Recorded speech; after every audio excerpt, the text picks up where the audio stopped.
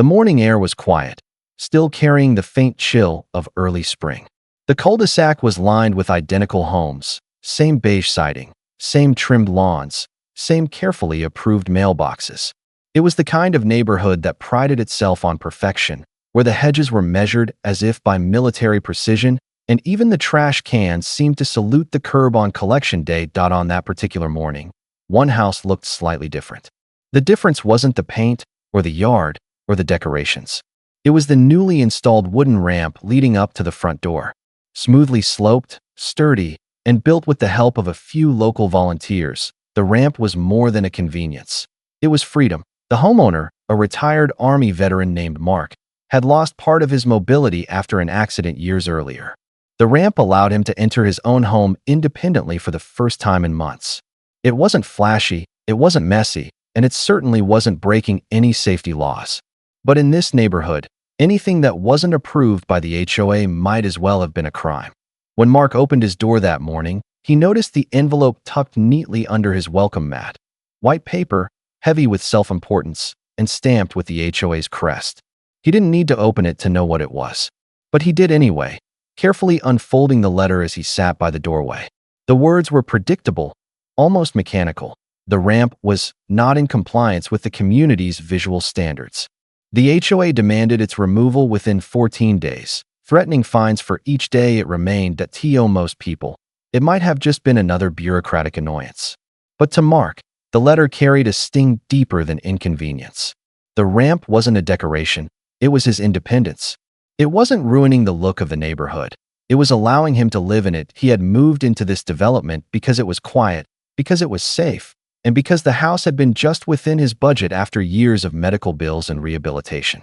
When he bought it, the HOA had seemed like a small price to pay for peace of mind. But that illusion began to crumble the moment the board realized he wasn't the type to blindly follow every arbitrary rule. The HOA president, a woman named Deborah, had made her disdain clear from the beginning. She liked to call herself a community protector, though everyone knew she saw herself as more of a ruler. Her rules were strict, her opinions unyielding, and her ability to spot violations was almost supernatural. She was the kind of person who measured mailbox heights with a ruler and kept a binder full of photos of people's lawns for reference. Mark's ramp, she claimed, disrupted the symmetry of the block. She insisted it was unsightly and non-compliant with the architectural harmony.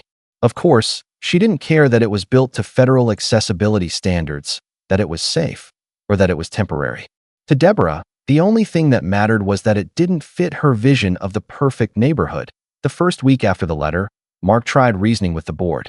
He sent photos, documents, even the building permit approved by the city. But the HOA's replies were cold and rehearsed, always signed off with the same phrase. Failure to comply will result in escalating fines and possible legal action. Soon, the neighbors started whispering. Some sympathized quietly, leaving small notes of support in his mailbox or stopping by to say they admired the ramp's craftsmanship. Others avoided eye contact, afraid of being on the wrong side of the HOA's wrath. But Deborah wasn't satisfied with warnings. She started sending inspection photos, taken from across the street, close-ups of the ramp's railings, measurements of its slope, even snapshots of the plants growing beside it. The pettiness would have been laughable if it wasn't so exhausting. Every time Mark thought about tearing the ramp down, the frustration twisted into something sharper. He had faced tougher enemies before. This was just another kind of battle. But unlike his past deployments, this one wasn't fought on a battlefield. It was fought on paper, in meetings, in the suffocating grip of suburban control. The second letter came a week later. This time, the tone was harsher.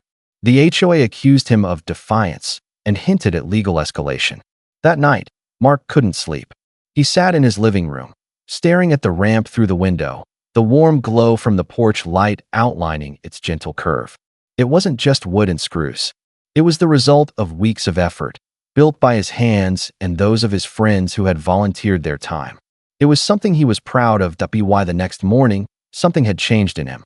He wasn't going to remove the ramp, but he also wasn't going to let Deborah and her clipboard army have the last word. If they thought the ramp ruined the look of the neighborhood, he would give them something to really talk about. That weekend, he began sketching designs on a notepad. New railings, decorative carvings, maybe even a fresh coat of paint. The idea started small, almost out of spite, but as he drew, it grew into something more. What if he didn't just fix the ramp to comply? What if he made it a masterpiece? What if it became something so undeniably beautiful, so creative, that removing it would make the HOA look ridiculous? The plan started to take shape. He researched materials, called a few old friends from his construction days, and even reached out to a local woodworker he had met at a community fair months earlier. Within a few days, he had a full plan, ambitious, detailed, and bold. As the sun set that evening, Mark stood on his porch, looking at the plain wooden ramp that had caused so much trouble. The neighborhood was quiet, perfectly ordinary, but he knew that wouldn't last. Something was about to change here, and it would start with him. The next morning, the sound of power tools echoed across the cul-de-sac. Neighbors peeked from behind curtains as Mark began his project. Some whispered that he was fixing the ramp to comply. Others assumed he was finally giving in to the HOA's demands. None of them knew the truth. He wasn't taking it down, he was building something that would make sure the HOA never forgot his name. And by the time it was finished, the whole neighborhood, and soon, the entire town, would be talking about his ramp. The morning sun glinted off the ramp's freshly sanded planks as sawdust drifted across the driveway. The soft hum of a power sander mixed with the rhythmic tap of a hammer, a sound both familiar and disruptive in a neighborhood that prized silence above all else. Within hours, Mark's front yard had transformed into a small construction site, a place of creation that drew curious glances and whispered speculation from every window on the block. At first, the neighbors assumed he was complying with the HOA's demands. Some even felt a quiet sense of relief. Finally, they must have thought, the neighborhood will look proper again. But as the hours passed, their curiosity turned into confusion. The ramp wasn't being torn down. It was being expanded. The simple wooden structure that once blended quietly into the porch was evolving into something extraordinary. Mark had mapped out every curve, every post, and every inch of the design with precision. The new railings weren't plain. They were carved with intricate patterns that resembled interlocking vines and waves, all crafted from reclaimed wood sourced from an old barn outside town. He spent hours cutting, sanding, and fitting each piece, not just to make it compliant, but to make it a statement. By the third day, the ramp was no longer just a ramp. It was a work of art. He added decorative lanterns along the railings, solar-powered lights that glowed warmly at night, like small beacons of defiance. He lined the base with flower boxes filled with native plants, blues, purples, and deep reds, that spilled gently over the edges. He even added a small wooden archway at the top, engraved with a quote that read, "Freedom has many forms." As the transformation continued, more neighbors started stopping by. Some came out of genuine curiosity. Others came out of quiet admiration. A few even offered to help, despite knowing that their faces might end up in Deborah's violation binder next week. An elderly couple from down the street brought over lemonade one afternoon, pretending it was just to see the progress, though the looks of quiet pride on their faces said otherwise. But not everyone was pleased. The HOA president, Deborah, had been watching. Every day, she drove slowly past Mark's house, eyes hidden behind oversized sunglasses, her car creeping along the curb like a shark circling its prey. Her jaw would tighten every time she saw a new addition, and her fingers would drum impatiently against her steering wheel. The ramp had become her obsession. By the end of the first week, a new letter arrived. This one even longer and far angrier than the last. It listed every supposed infraction: unauthorized modifications, unapproved lighting, non-standard materials. The tone was icy, almost personal. She demanded that all changes be halted immediately and that the structure be removed entirely. Mark read it once, sighed, and folded it neatly into a drawer. The fines could wait. The masterpiece wasn't finished yet. Within days, the ramp began to draw more than just local attention. People walking their dogs would stop and stare. Joggers would slow down to take photos. Someone posted a picture on a community Facebook group with the caption, "This veteran's ramp is prettier than my whole house."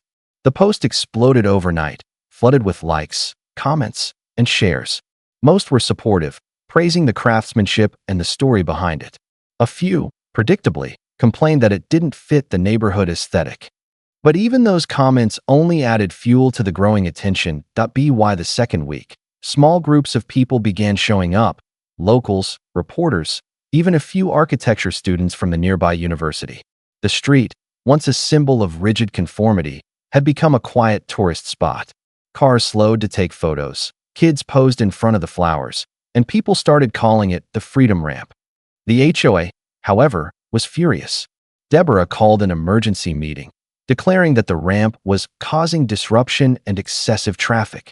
She claimed that the attention was lowering property values and that Mark's actions were a blatant act of rebellion.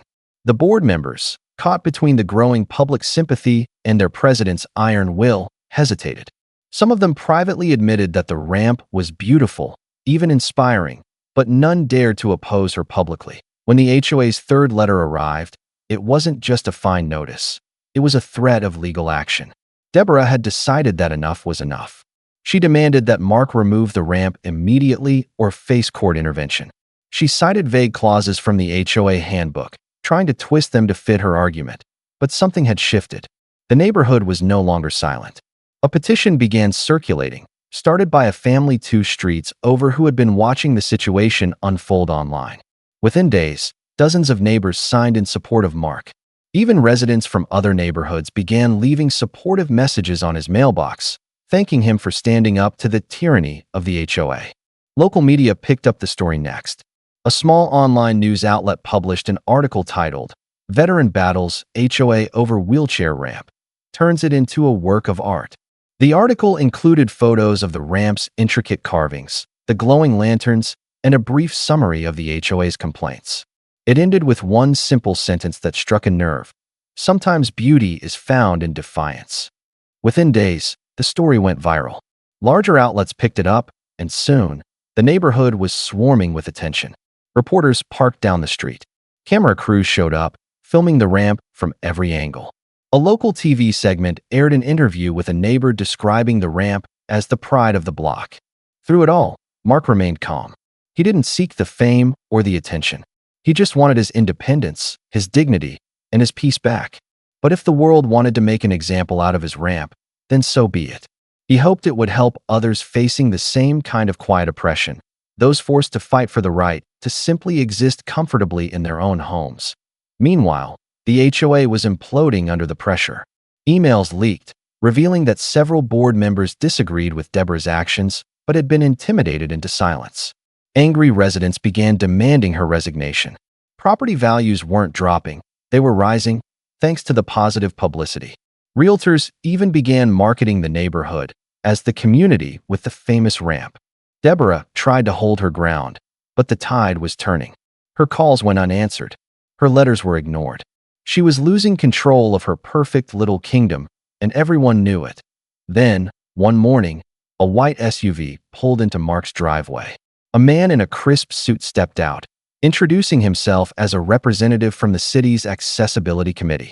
He had come, he explained, to present something on behalf of the mayor. In his hands was a plaque. It read, "In recognition of community spirit, resilience, and the pursuit of accessibility for all, the Freedom Ramp, awarded to Mark Bennett."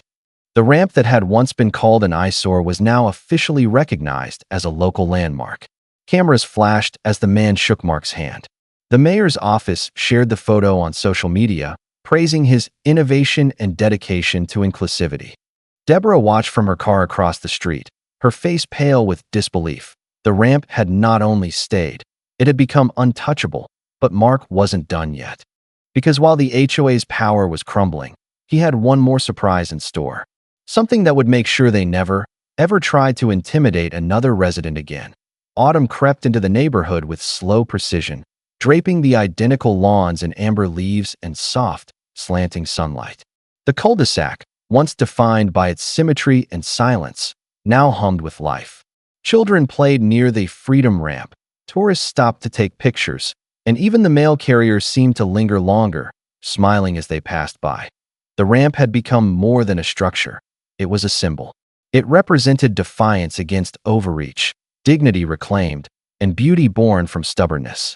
What had started as one man's practical solution had grown into something bigger, something that had changed the neighborhood's identity forever. but not everyone was celebrating. Inside her home, behind drawn blinds and stacks of paperwork, Deborah, the once untouchable president of the HOA, was unraveling. Her once orderly world, dictated by color palettes and regulation binders, had descended into chaos. The board had fractured. Half of its members had resigned under community pressure. Meetings, once tense but orderly affairs, had devolved into shouting matches. She had lost control of her perfect neighborhood, and the blame, in her eyes, rested squarely on one man and his ramp. Her last hope was legal recourse. She had already filed complaints with the city council, claiming that the ramp's decorations and traffic violated zoning codes. But every report was dismissed before it reached a hearing. The mayor's office had even issued a formal statement praising Mark's commitment to accessibility and artistry. Deborah's reputation was collapsing in real time, and the internet was not kind. Clips of her earlier comments about the ramp, recorded during one of her meetings, had leaked. In them, she referred to it as a visual nuisance and an eyesore. The clips spread online with brutal speed, labeled with captions like, "HOA President calls accessibility an eyesore." It wasn't long before local talk shows and online commentators began dissecting the story, turning Deborah into the unwitting villain in a narrative she couldn't control. Mark watched it all unfold from his porch. He wasn't smug. That wasn't his nature. He didn't gloat or celebrate Deborah's downfall. But he couldn't deny the quiet satisfaction he felt knowing that justice, for once, was unfolding naturally, without him lifting a finger. Still, he had one last thing to do. Weeks earlier, he had been contacted by a local nonprofit organization that specialized in accessibility design. They had seen photos of his ramp and were inspired by the attention it had brought to an often overlooked issue. Together, they had developed an idea, a neighborhood-wide initiative to make public and private spaces more inclusive. Mark had agreed, on one condition: the first presentation would take place right there, at his ramp. The event was scheduled for a Saturday afternoon. Flyers went out across the city. Local businesses offered refreshments and supplies. Even the mayor's office RSVP'd. The HOA, by that point, could no longer stop it, though Deborah certainly tried. She sent a furious email claiming the gathering violated noise ordinances, but it was ignored. The community, it seemed, had finally stopped listening to her. When the day arrived, cars lined the streets for blocks. Families came with their children, veterans showed up in uniform, and reporters took positions near the curb. The ramp had been decorated with fresh flowers and small flags, each one representing a person who had written to thank Mark for inspiring them. As people gathered, Mark took the microphone. His voice, steady but humble, carried across the crowd. He spoke about the challenges of losing independence, about how something as simple as a ramp could mean the difference between isolation and freedom. He talked about community, not the kind enforced by rules and fines, but the kind built on understanding and compassion. And then, with a quiet smile, he announced something that stunned everyone. He was donating the design plans for his ramp, every blueprint, every detail, to the city's public access initiative, free of charge. Anyone who needed or wanted to build a similar structure could do so. The design that had once been a source of conflict would now become a symbol of accessibility across the city. The crowd erupted into applause. Cameras flashed, and the moment was broadcast live on local news. Across the street, behind the tinted windows of her car, Deborah watched it unfold. Her face was pale, her expression unreadable. She had come, perhaps hoping for some way to stop it, to assert her authority one last time. But there was nothing left to assert. The community had outgrown her control. In the days that followed, the HOA was forced to restructure. A petition demanding new leadership gained overwhelming support. Deborah was removed as president, her resignation announced in a brief, emotionless email. Her carefully maintained image was gone, replaced by headlines that painted her as the face of bureaucratic cruelty. Under new leadership, the HOA issued an official apology to Mark. They even voted to name his ramp an honorary community landmark, a decision that was both a symbolic gesture and an admission of defeat. The fines were canceled, the violations erased, and the new board adopted a policy that prioritized accessibility and compassion over aesthetic uniformity. The story didn't end there, though. The Freedom Ramp continued to draw visitors, especially after a feature aired on a national home design program. People came from out of town just to see it, take pictures, and hear the story firsthand. It became a local legend, a reminder that sometimes resistance can be beautiful. As for Mark, he finally got his peace. His yard returned to quiet evenings and the hum of cicadas instead of construction noise and HOA letters. Occasionally, he would still get mail, thank you notes, photos of ramps inspired by his design, and letters from people who said his story gave them courage to stand up to their own HOAs. He would sit on his porch, reading each one carefully, sometimes smiling, sometimes shaking his head in disbelief. All of this, he'd think, over a simple ramp, but deep down, he knew it was never just about the ramp. It was about freedom, freedom to live without judgment, to build without fear, and to stand, figuratively and literally, on one's own terms. And every time he wheeled up that ramp, the smooth glide of his chair over the carved wood reminded him that he had built more than a structure. He had built a legacy. The HOA had wanted conformity. Instead, they got community. And in the end, the neighborhood was better for it. As the sun dipped below the rooftops, the lanterns along the railings flickered to life, casting warm light over the engraved words at the top of the ramp. Freedom has many forms. The neighborhood that once tried to silence that freedom now glowed with it, quietly, beautifully, and forever.